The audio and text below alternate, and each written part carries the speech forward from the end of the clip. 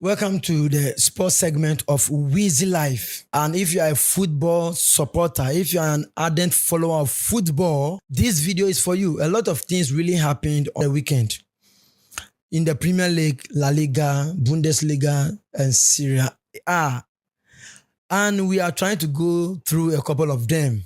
Because I'm a Chelsea fan, I would like to start with Chelsea because Chelsea has really broken a lot of hearts yesterday, hoping that they were going to score not less than 4 goals. They were able to score just a goal in the first half, which unfortunately Crystal Palace were able to equalize in the second half. And that was a big blow in the face of Chelsea fans because we didn't see it coming, but it happened. In the first match against Man City, they lost. The second match against Wolves, we won by 6 goals to 2.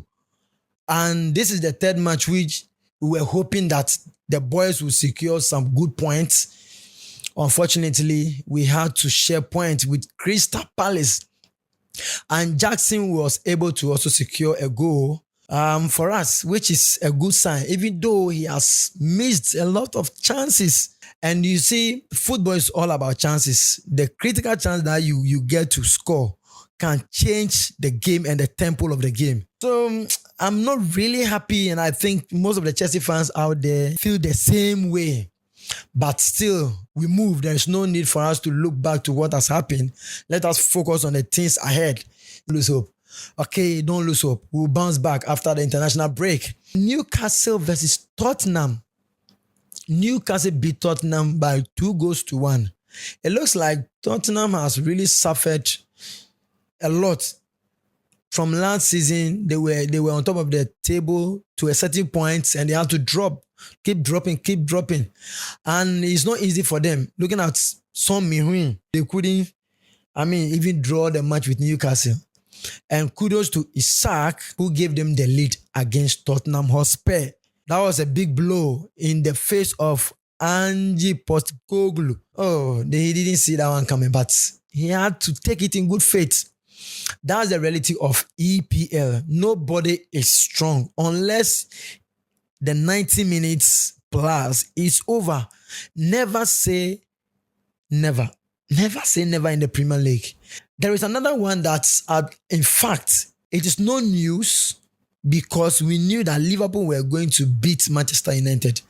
That one is a fact because looking at Manchester United team, it looks like everyone is playing to please to please the coach or something in order to get selection.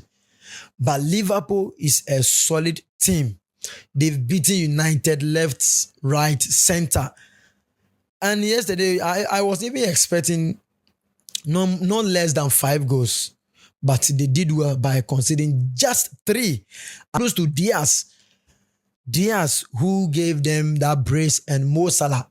Mo Salah has scored Manchester United consecutively for the 7th time. For the 7th time. Why? How can you be beaten? Why? Are you a cock? Or you are a hen? Is it a hen? Real Madrid were able to beat Real Betis by 2 goals to 0. And all these 2 goals were scored by Kylian Mbappé. Kylian Mbappé was able to secure his first 2 goals for Real Madrid since he joined the team. This happened to be their 3rd match. And I would like to comment Vinicius Jr. If you know me say Vinicius Jr. give him the morale because now people they talk say Vini Jr. and Kylian Mbappé get beef. So if this one get ball, one pass, give the other one. Where say if your team, your club is being managed by a professional manager and a leader and the owner, there's no way you are going to misbehave. So I think their president went to talk to them that, hey, this is a big club and nobody is bigger than the club. You gotta succumb to the norm. Nobody is bigger. So if you get the ball and you have to pass. If you have to shoot.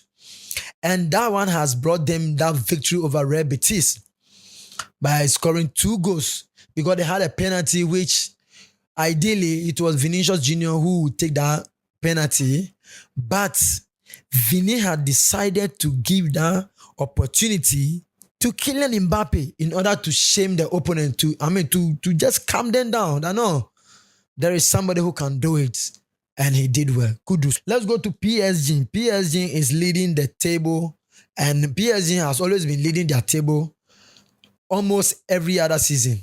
And they are trying to prove to Mbappé that even if there's no Mbappé, there is PSG. And they are trying to tell Mbappé that PSG did big pass Mbappé.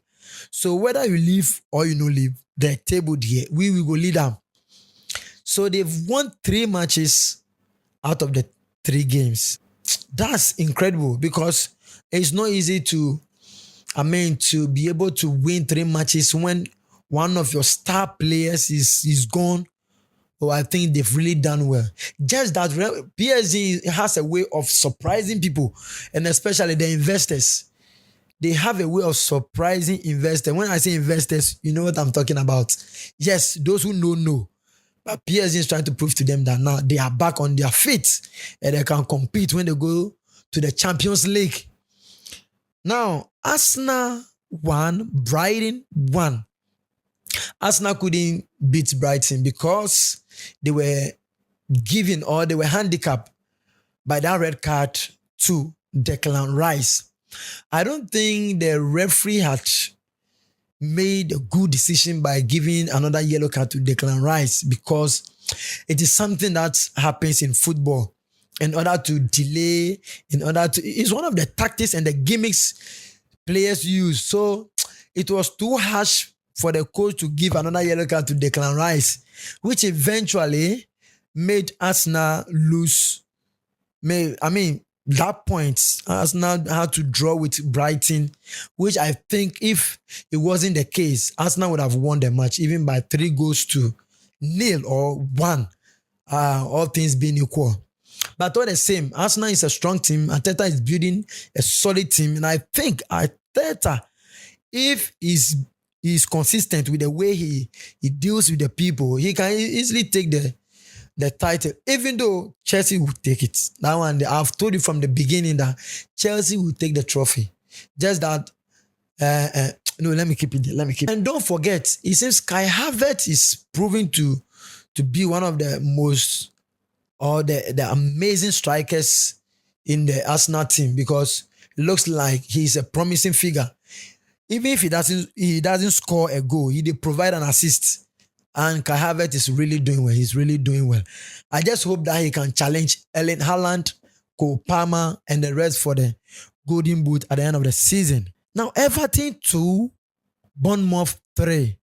This is one of the most amazing and, Charlie, I know the thing, I can't think far. How can Everton lead Bournemouth 2-0 till the 87th minute? How is it possible? How can you be leading in your home ground? Home ground, though, that is where you do your normal training, all that. You were leading by 2-0. 87th minute, and Semenyo, that's my guy, Semenyo from Ghana to the world. Semenyo has proven to them that no, we can bounce back. After Semenyo scored that 87th minute goal, they came back to score another 90 plus 2, which we thought that was the end of the game. Before we could realize, 90 plus 4, they some add another one to it. May Bournemouth can pass everything. How can you do this? If you don't take it, you go to relegation.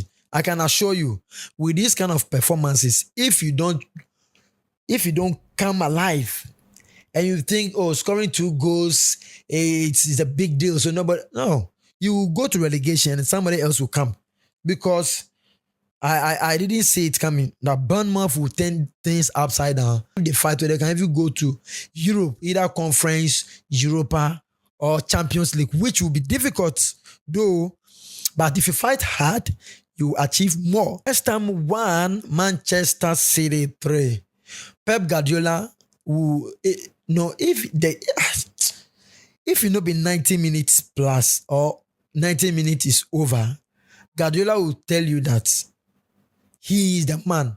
And he has won it back to back 4 times. So he is the champion of champions. And Erling Haaland scored 3 goals. That's another hat-trick. So he has scored 2 consecutive hat-tricks. So now he has more than 6 goals.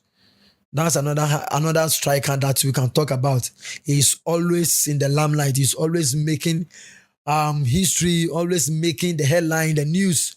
Kudos to Erling Haaland. Go to Barcelona. Hansen Flick ball. Barcelona. So Barcelona has beaten Real Valladolid 7 goals. 1, 2, 3, 4, 5, 6, 7 goals. Hansen Flick has really transformed Barcelona team.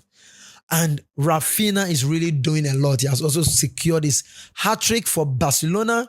Lewandowski on the score sheet.